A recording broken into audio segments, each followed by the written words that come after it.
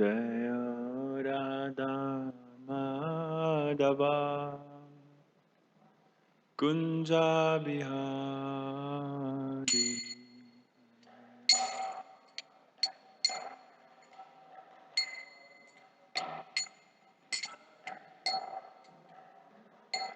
Jaya Radha Madhava Kunja Bihari.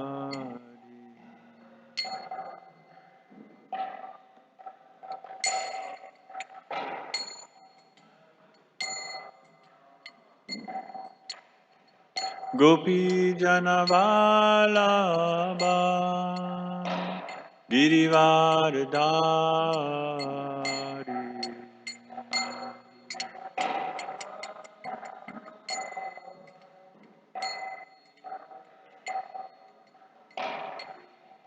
Jayo Gopi Janavalabha Girivardhari.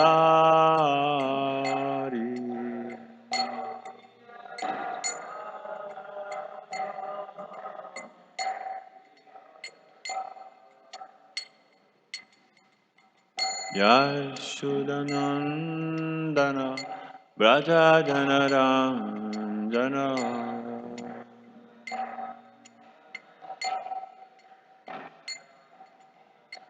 Yashodanandana Braja Janaranjana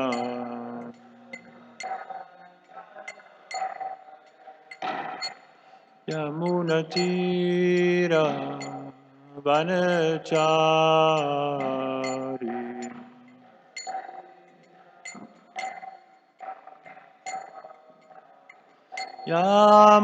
Yamunatira Vanachari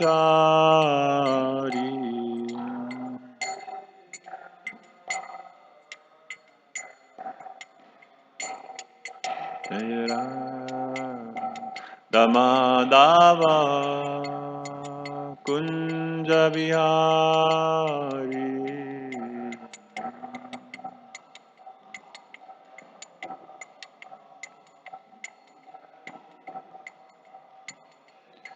Jaya Radha Madhava Kunja Vihari.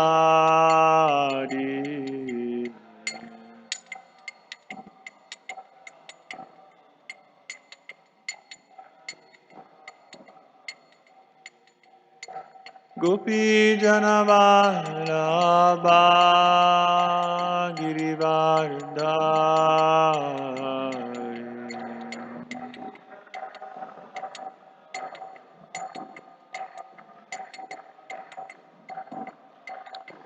Jayo Gopi Janavalabha Girivardhari.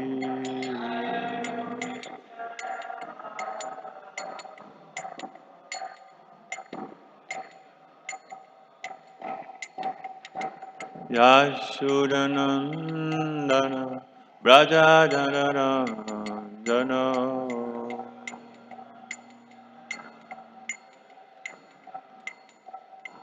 Yashodanandana Braja Janaranjana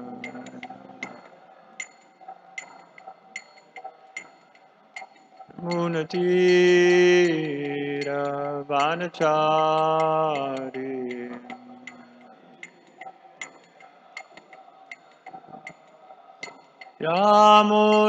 Yamunatira Vanachari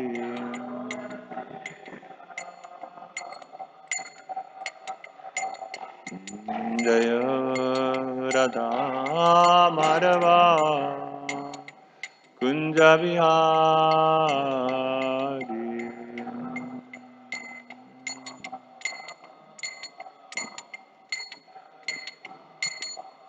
Jaya Radha Madhava Kunja Vihari.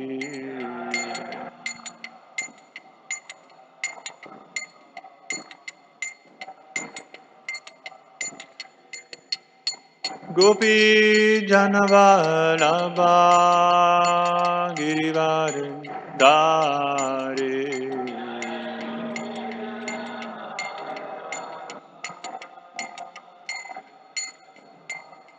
Jaya Gopi Janavallabha Girivardhari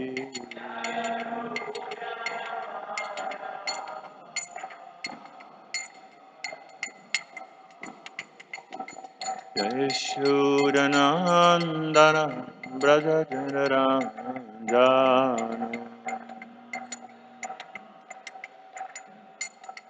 Yashodanandana Brajajanarajana Yamunati Vanachari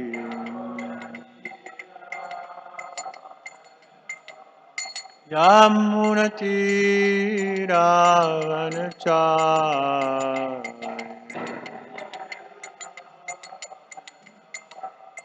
Jaya Radha Madhava Kunja Vihari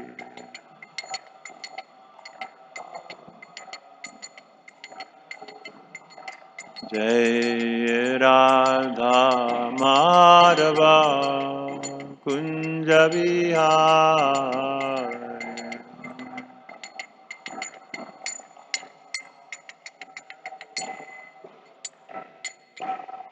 Radha Madhava Kunja Vihari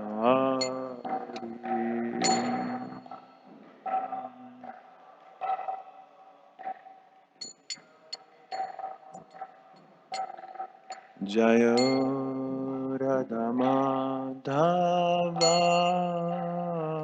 Kunja Vihari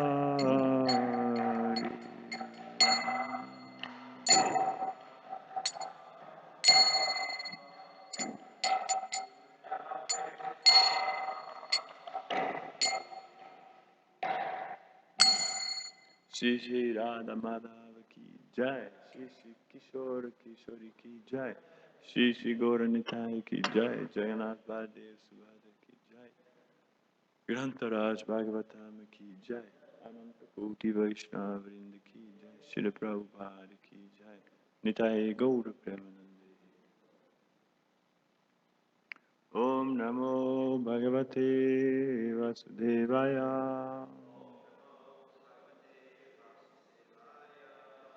Om Namo Bhagavate Vasudevaya Om Namo Bhagavate Vasudevaya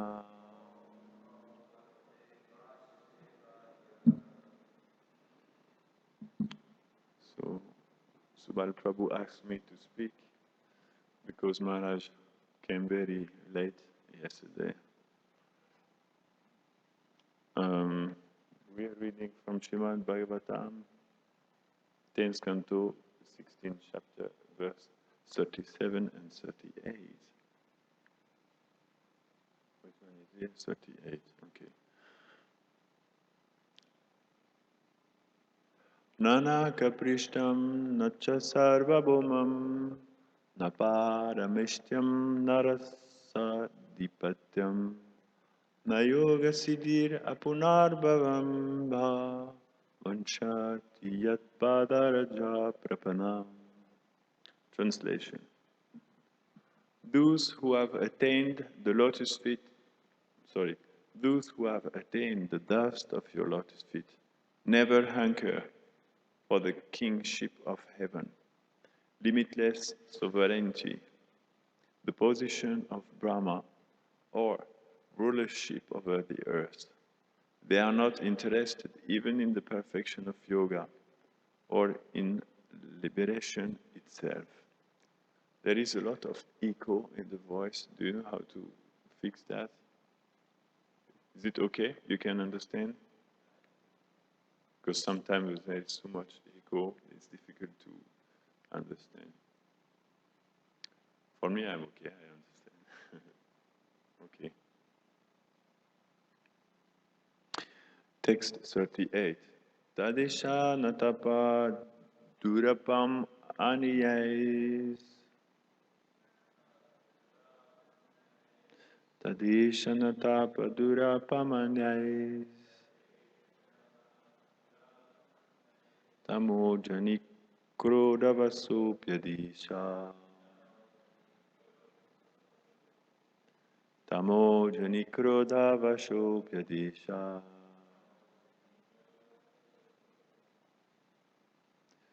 Samsara chakri brahmata sharirinu. Samsara chakri brahmata sharirinu. Yaditya tashyad vibhava samaksha. Yaditya tashyad vibhava samaksha. Somebody wants to repeat?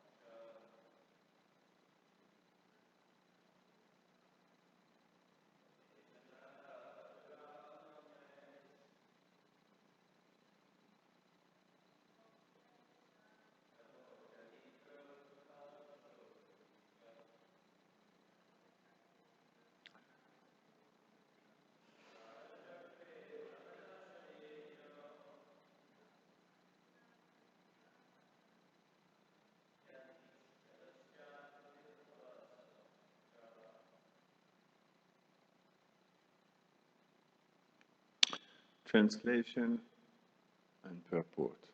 Actually, this is by disciple of His Divine Grace, but with the blessing of Prabhupada.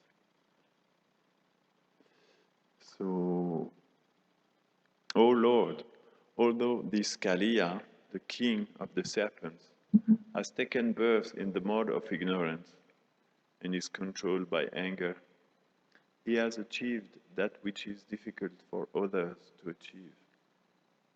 Embodied soul, who are full of desires and are thus wandering in the cycle of birth and death, can have all benedictions manifested before their eyes simply by receiving the dust of your lotus feet. Purport. It is very rare for a conditioned soul to free himself from the contamination of illusion and thus become established in perfect consciousness of the Absolute Truth. And yet, this benediction was achieved by the serpent Kaliya because the Lord personally danced upon the serpent's hood with his lotus feet.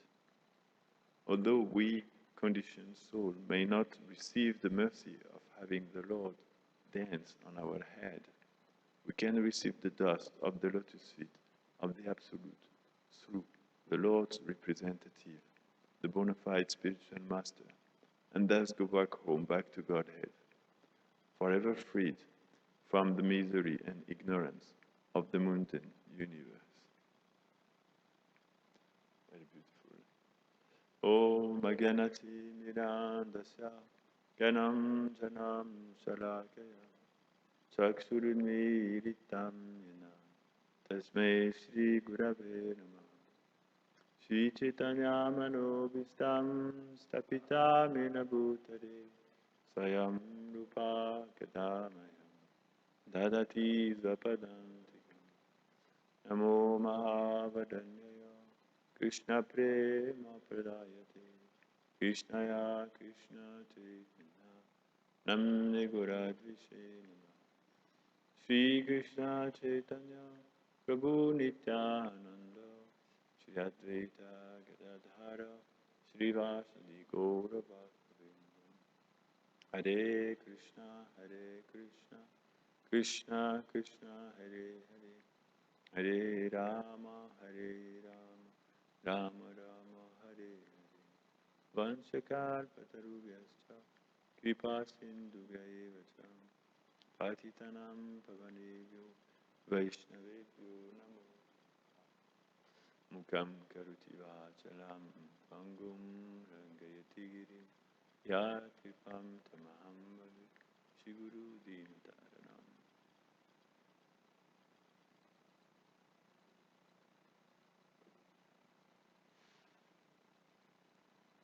O Lord, although this Kaliya, the king of the serpents, has taken birth in the mode of ignorance and is controlled by anger, he has achieved that which is difficult for others to achieve. Embodied souls who are full of desires and are thus wandering in the cycle of birth and death can have all benediction manifested before their eyes, simply by receiving the dust of your lotus feet. So this is the glorification of the power of the dust of the lotus feet of Krishna, the wife of Kaliya. They're starting some prayers because just the spontaneity of their love manifests because they are in contact with Krishna. And they started to speak, so they just continue. And now they will just let their heart express itself. Now they want to glorify the power of the dust of the lotus feet of Krishna.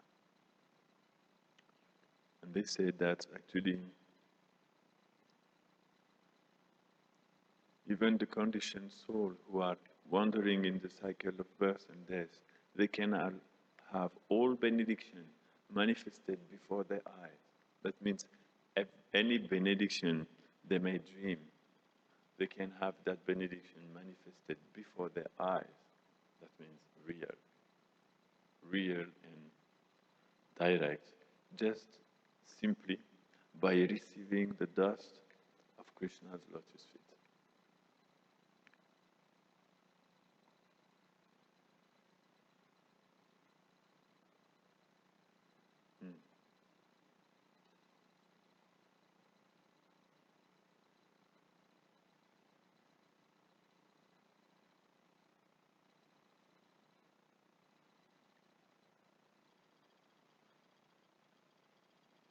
So the dust of Krishna's lotus feet is very powerful. It can fulfill all desires that anybody can have. This is actually a very special substance, the dust of Krishna's lotus feet. It is made of many things mixed together. There is first the dust of Braj, which is there under Krishna's lotus feet. And there is also the nectar coming from his own lotus feet, from his own form. And there is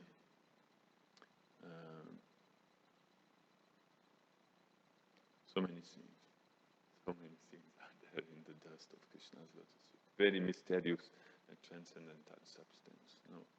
In the Krishna book, Prabhupada writes that the Pulinda girls from Vrindavan, like Aborigine, who are not belonging to the coward Vaishya dynasty, like the Gopis, but the Aborigine girls, they would collect the dust of Krishna's lotus feet from the footprints they would find in the forest, which were reddish, and they would smear that dust on their body. Very fortunate girls, and most certainly they have received all the benediction they desired by doing so.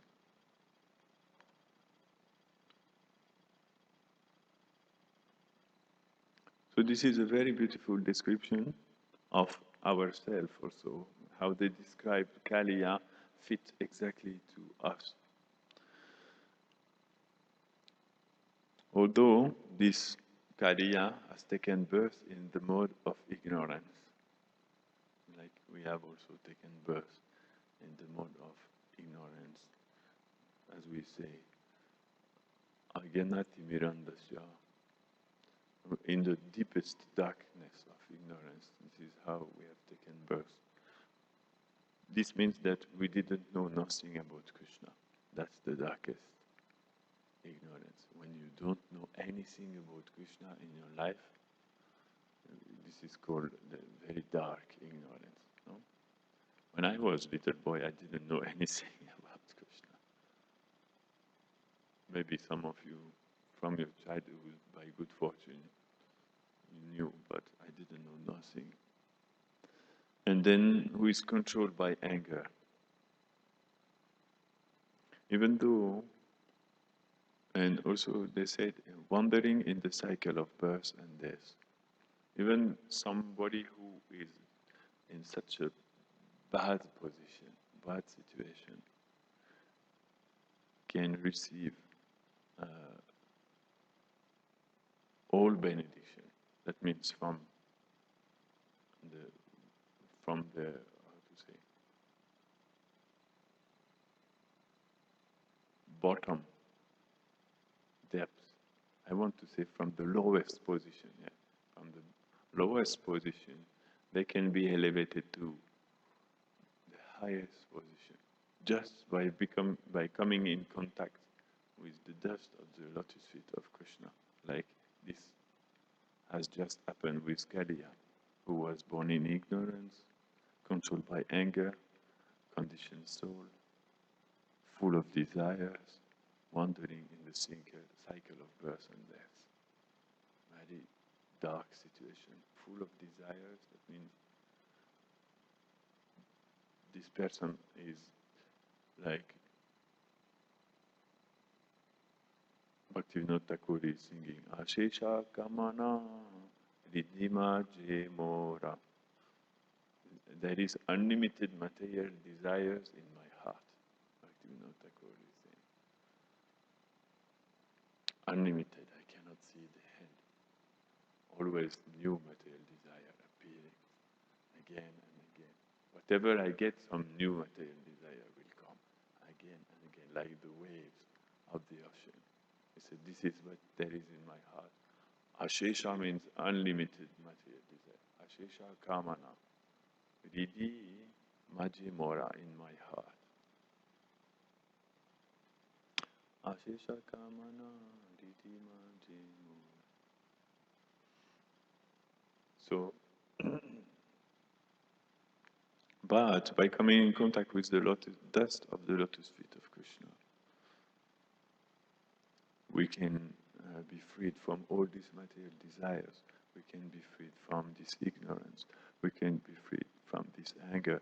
And we can be freed from the cycle of birth and death, just by having this contact. This is why we glorify, and the scriptures glorify, and the great sages, they glorify the dust of Krishna's lotus feet, like some very precious substance. just because the Lord personally danced upon the serpent's hood with his lotus feet. Kaliya was freed from the contamination of illusion and became established in perfect consciousness of the Absolute Truth. Perfect consciousness of the Absolute Truth means you are with the Absolute Truth face to face. That's perfect consciousness of the Absolute Truth. And Anukulena, with a favorable mood, because Kamsa was also face to face with Krishna. But even though he had some level of perfection, we don't accept it as being the perfect consciousness of the Absolute Truth, but rather some inferior perception of the Absolute Truth. So being with the Absolute Truth, face to face, with a favorable mood, this is very rare to obtain. And Krishna said to Arjuna in the Bhagavad Gita, that form that you are seeing with your own eyes is very rare to perceive. Indeed, even the demigods, they are willing to attain such a vision. No? Krishna is saying this. So this is extremely rare. Kaliya is very fortunate. And when reading this, we should naturally feel, oh, Kaliya is so fortunate. How could I become also fortunate like this? This is the feeling that should appear in our heart. I am also like Kaliya, born in the mode of ignorance, controlled by anger, full of desire, wandering in the cycle of birth and death. Why Kaliya received that mercy and not me? No? I also would like to receive such a mercy. So here in the purport, actually, this is Gopi Paranadhana Prabhu writing this purport, and Hridayananda Maharaj working together and quoting our acharyas. Most of the time they're just quoting our acharyas. So we will say in general the Vaishnavas. So they told us that even though we cannot claim to have the same blessing that Kaliya received, we can obtain the dust of the lotus feet of Krishna through Krishna's representative, who is like non-different from Krishna. So the dust of the lotus feet of Krishna's devotee has the same power of the dust of the lotus feet of Krishna. And Krishna even says himself in the Bhagavatam that actually everybody saying that my lotus feet have great power. But I consider that if I have any power I may have, or any quality I may have, it is coming because I am worshipping the lotus feet of my devotees. From that, I'm receiving whatever power people may say I have. This is Krishna's reflection on this. He said, because I constantly worship the lotus feet of my devotees, I think this is how I may attain some power. Because people say I have some power. Krishna doesn't believe so much that he has some power. Krishna is very humble. But he says, it is like this. A very beautiful verse, no? Krishna likes to, how we could say, to reverse everything upside down. That's the mood of Krishna. He likes to reverse everything and put himself on the lowest position and bring all others on the higher position than himself. This is Krishna. Very beautiful heart. Even though he is the supreme perfection in all regards, no? In the level of beauty, strength, fame, no? knowledge, renunciation, and wealth. He is placing himself like he had nothing of all this, and considering, oh, everybody else is better than him. This is Krishna. Krishna never thinks he's better than someone else, because he is freed of any kind of ego. Abhimana shunyo nitai. Bhaktivinoda Thakur. Abhimana shunyo nitai nakrodi bedai. He can never become angry in Nityananda because he has no abhiman. Abhiman means the feeling that I am great. Krishna has not this feeling. This feeling cannot exist in Krishna's heart. Even though sometimes it may seem that he is a little bit puffed up, no, Krishna? Sometimes he is acting like if he has some high esteem of himself. But this is a game. Like sometimes among ourselves we also joke and we're playing like if we have high esteem of ourselves, isn't it?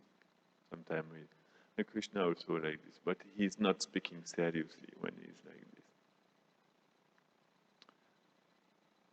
Like forever when he quarrels, with Radhani and the gopis, he told them, I'm the prince of Raj. You're just some simple milkmaid, no? So better you don't argue so much with me, because you don't know to whom you are speaking. Like this, he likes to argue, but he's not thinking that this is reversed speech. This is a poetic figure, because actually he considers himself lower than the gopis, Krishna. But this is reversed speech, and but they don't believe him. Sometimes they told him, you would go back to your village and play with your friend, some board game or something like that. You're not very much qualified to stay in our company. What we are doing here is maybe a little bit too high for you. Maybe you go back to your village with your friend and play the balls. No? That will be better. This is how they dismiss Krishna sometimes. A very sweet word. But yeah, so Krishna is very humble. The proof is that when there was the Rajasuya sacrifice, Krishna asked if he could wash the feet of everybody. And Krishna considers himself that if I have any power, this power is coming because I am worshipping the feet of my devotees. Actually, the Shastra says that Krishna is always following behind his pure devotees to gather the dust on the floor from their lotus feet.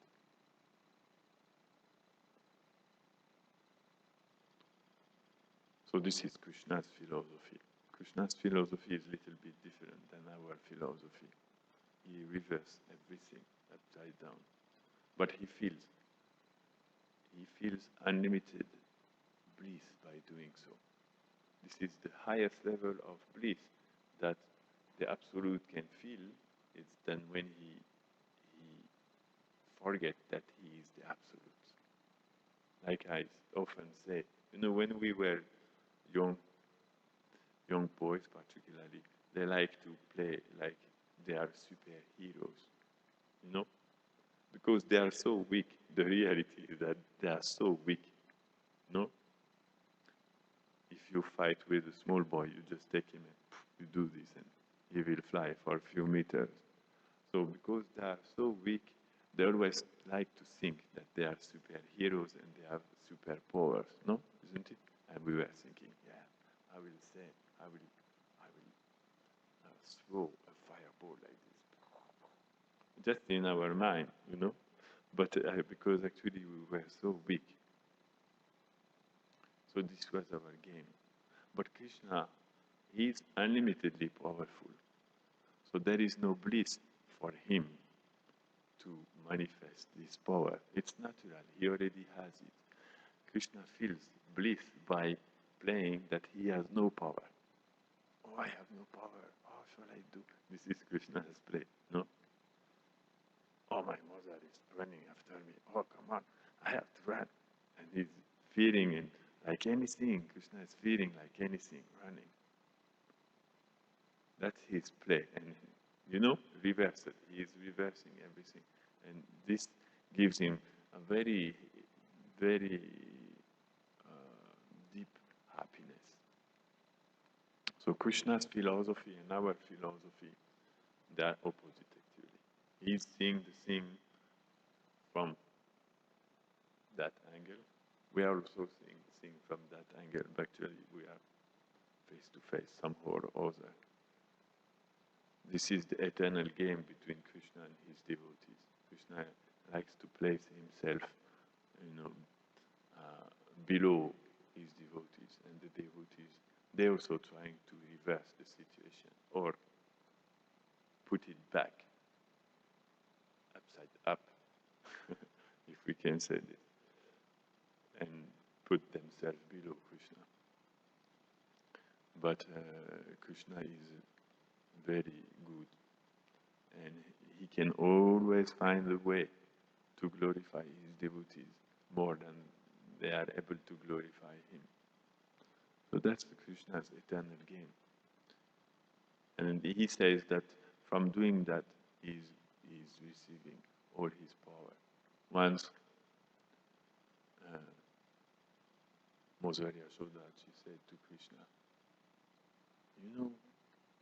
why are you going to the forest like this every day? Because it's very hard for Yasoda that Krishna is living entire day to the forest. They have to live in separation from morning to late afternoon. Like 6 o'clock only Krishna will come back. And Krishna lives in the morning like around 8:30. So that many hours, very difficult for the Vrajavasi to support. Krishna is away for so many hours during the day. So she is always trying, every day she's trying to invent some new reason for which Krishna should not go today to the forest and should rather stay in underground. Sometimes she managed to do it, but it's quite rare. But one day she said, you should not go to the forest, it's too dangerous. There are some thorns and pebbles that will hurt your feet. And Krishna replied, but Mother, everybody knows there is no thorns and pebbles in the forest of Vrindavan. Or if they are soft. No? This is Vraj. There is no thorn and pebbles in Vraj. This is just a feeling Mother Yasoda has in her heart. The gopis, they have a similar feeling also. No? They say, we cannot support to sing when you walking on the path of the forest, and the thorn and pebbles, they may hurt your lotus feet. No, this is too hard for us to think about that.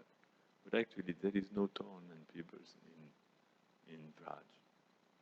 But if they are soft, and they are also serving Krishna's lotus feet by being soft pebbles, for example.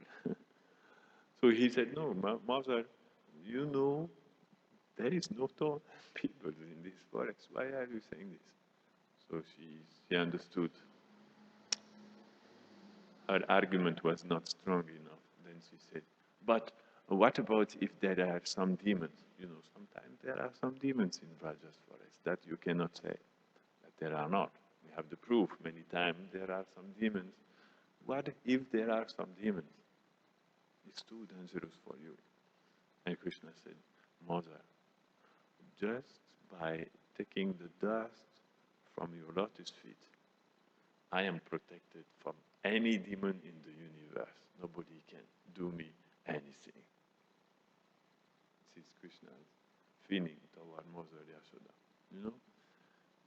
So when Krishna wakes up in the morning, he is paying obeisances to his mother, touching her feet, touching the feet of his father. This is where the Indian tradition comes that, the son has to offer obeisances to his mother and father, touch their feet, because Krishna is doing so. And this is why it is also requested from us that we learn to behave like this.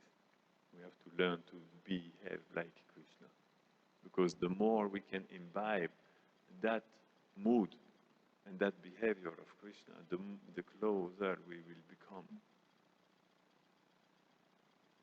to him. Is it like this we say? Closer to him? This is the process of the Bhagavatam. So the more we read about Krishna, we understand how Krishna is. If you want to become the friend of somebody, you have to understand this person, no? And you have to dovetail yourself with the likes and dislikes of that person, no? Then naturally that person will feel, even without yourself asking, will desire to become your friend. So this is the process of bhakti also. If we want to become closer and closer to Krishna, we have to find what Krishna likes and what he doesn't like. And we have to embrace in our life everything that Krishna likes, which is called accepting everything which is favorable to devotion and service.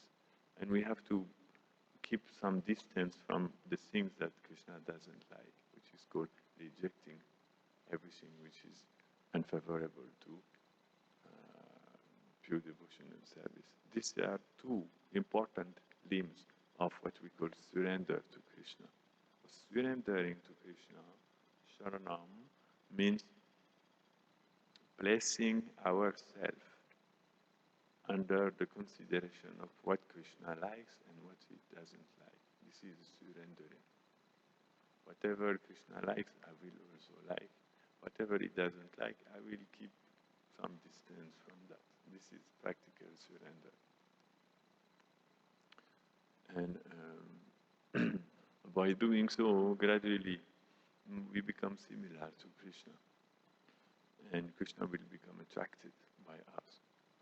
So Krishna is considering there is so much power in the dust of the lotus feet of my devotees. And Krishna is always trying to worship his devotees. No? Such a wonderful Lord. How could we imagine this? No? How Krishna is. And here, so the purport explained that actually, even though for us it may be difficult to receive the benediction that Krishna will dance on our head, still we can collect the dust from the lotus feet of his devotees. Shiguru Charanam Padma Kevala Bhakati Sadma. Sadma means the abode, the lotus feet of the Vaishnavas who have captured Krishna within their heart. Guru means who has captured Krishna within his heart. Krishna cannot live anymore. Like Bilvamangal Thakur. You know Bilvamangal Thakur? He was blind. And Krishna came and he took his hand. And you say, where are you going, Baba? And Bilvamangal said, I'm going to Vrindavan. And Krishna told him, he could not see that this was Krishna because he was blind. And Krishna told him, how will you go to Vrindavan? You are blind. This is so far, no? It's coming from South India. How will you go there? He said, I will manage. And Krishna told him, by the way, I am going also there. You want to come with me? I can give you my hand and I will bring you. This is how we do for blind people, no? You take their hand and then you lead them. So Krishna did that. He took the hand of Bilvamangal and Bilvamangal was following Krishna.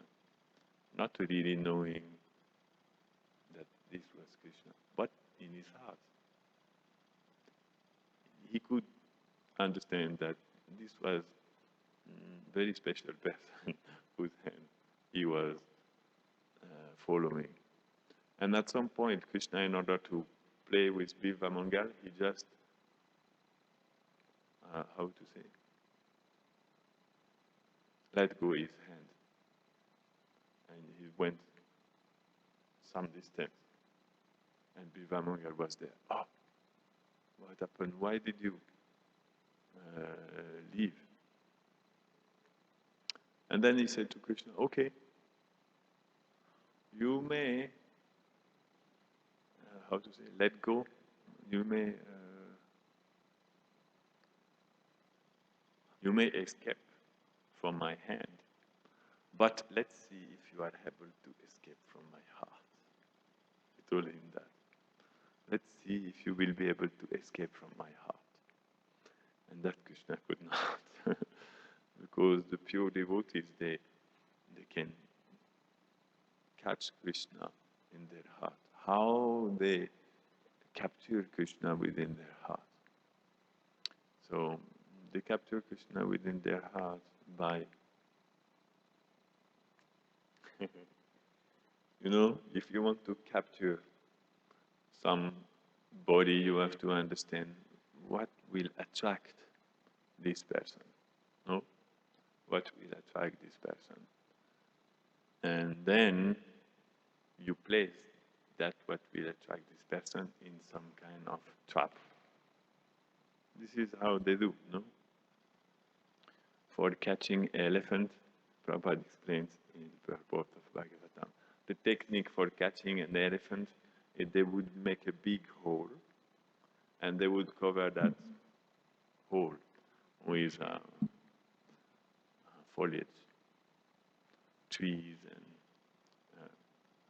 branches and leaves that you cannot see. And then on the other side, they would bring a she-elephant. And then the elephant would become attracted by the she-elephant and come and fall in the hole. So simple to catch an elephant. You just have to make a big hole and to have a she-elephant. Then you will catch it. And some is by doing the sound, reproducing the sound. All different techniques like this, Prabhupada explained.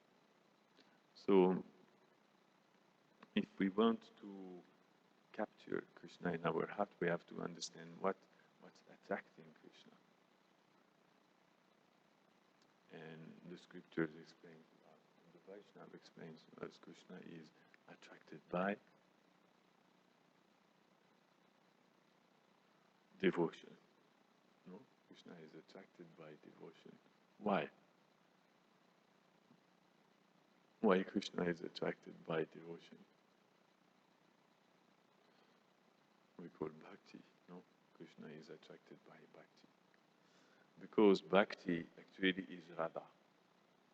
So Krishna is attracted by Radharani.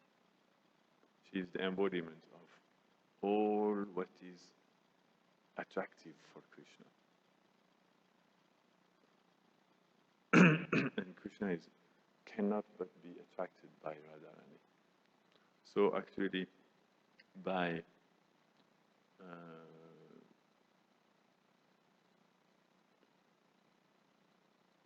keeping Radharani in their heart, the Vaishnavas, they capture Krishna within their heart. This is how Krishna becomes captured.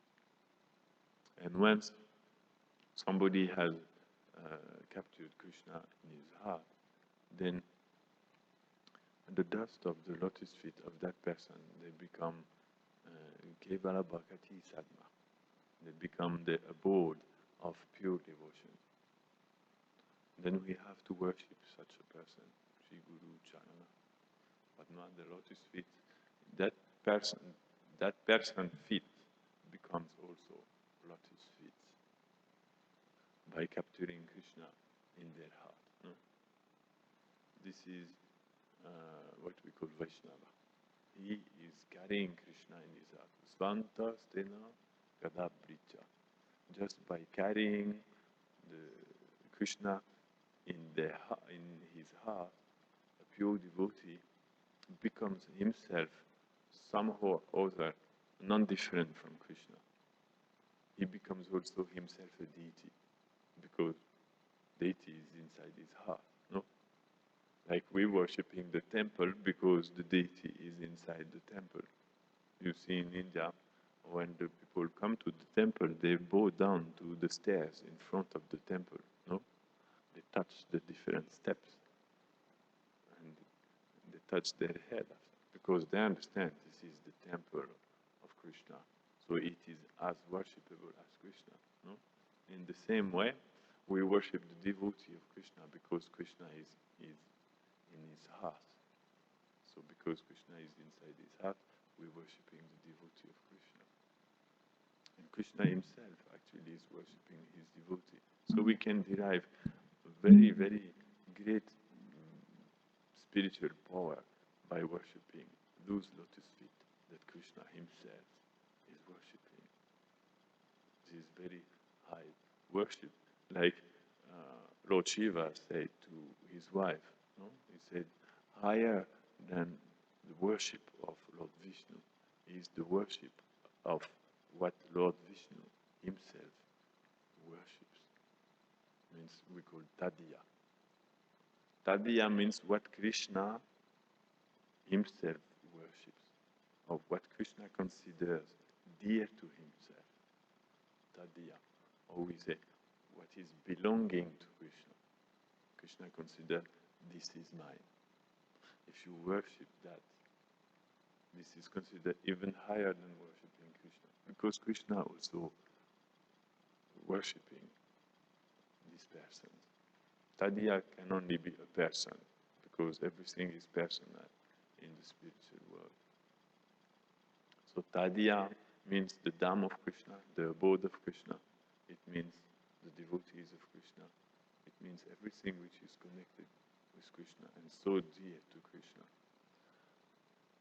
So Lord Shiva told to Parvati, this is the highest form of worship. Therefore, we chant every morning, Shri Guru Sharana Padma, Kevala Bhakati Sanma, Vandumuni Savadana Mati. Yahara Prasadevai Bhava Toriyayai Krishna Prapti Oyo Yana Oiti. By the mercy of such a person, you will attain Krishna. Very powerful to understand this Guru Tattva, the principle of the pure devotee. And the more we will develop love and devotion for the pure devotee of Krishna, the more we will attract the attention of Krishna. That's very powerful, how to say, attractiveness. I don't know how to make my sentence. This is a very powerful way to attract Krishna, by worshipping his devotees. That will touch his heart. Krishna cannot escape from that. If you're worshipping his devotees, or Krishna will be very much appreciative, and he will be attracted, because himself is also worshipping his devotees. As we were saying the other day, these persons are dearer to him than his own life. So when we worship them, Krishna's heart melts, and then he becomes easily attained. This is why we say, Shri Guru Charane Rati Eise Uttamagati. This is the fastest way to attain perfection. Fastest way to attain perfection is to develop attachment for the lotus feet of the Vaishnavas. The more we can love the pure devotees of Krishna, like Prabhupada or our Acharyas, the more we will give them place in our heart and in our life, the faster we will progress in spiritual life. Uttamagati. Uttamagati means there is no other better way. Gati means it is the way. And Uttama, this is the topmost way. So those who are intelligent, they take the direct and fast path going towards Krishna. And this is developing attachment for the Vaishnavas. We have to develop very deep attachment for the Vaishnavas. And then everything comes. Everything will be revealed. Chakshudan Diloye. We will receive divine vision. Divyagan Ride Prakashita. Transcendental knowledge will be revealed in our heart. No? Prema Bhakti Jahoite. We will receive explanation of what is pure devotion, pure love. The Vaishnava will explain to us. Shri Guru Karuna Sindhu, ocean of mercy, will come to us. Adama Janana Bandhu, even though we may be Adama, very fallen, they are embodying the unlimited mercy of Krishna. So everything comes from developing attachment to the lotus feet of the Vaishnava. Shri Guru Sharane Rati. This word Rati means deep attachment. Not, oh, I like Prabhupada, he is nice.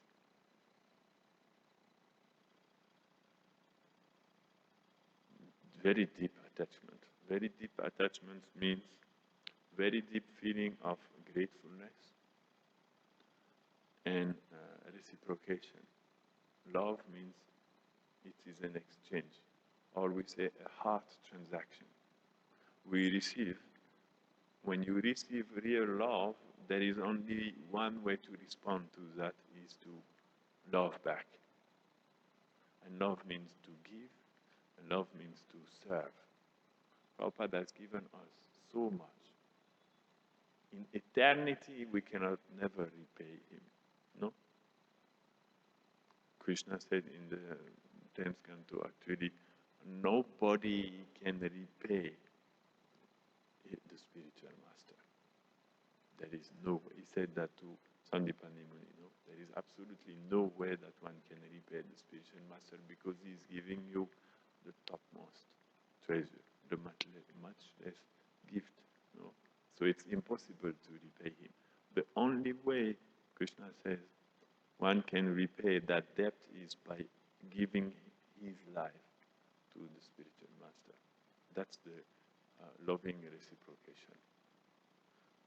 And it's actually, it doesn't make the balance, because our life is like quite miserable.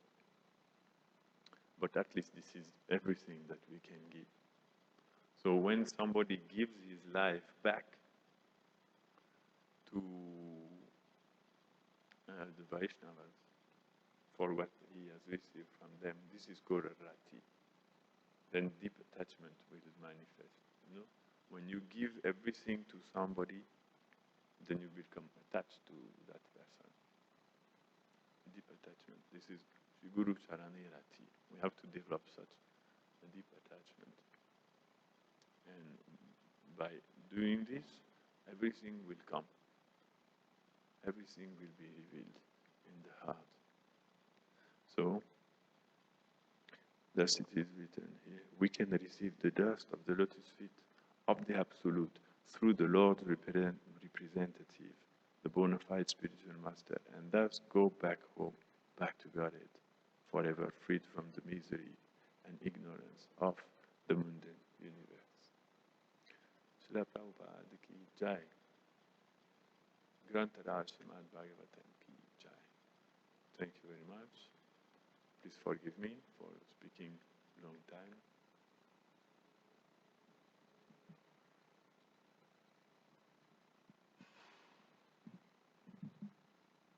If somebody has some question, they can ask, but it's not obliged. Sometimes we don't have questions. No? And this is good. That means either we have understood everything or we have not understood nothing.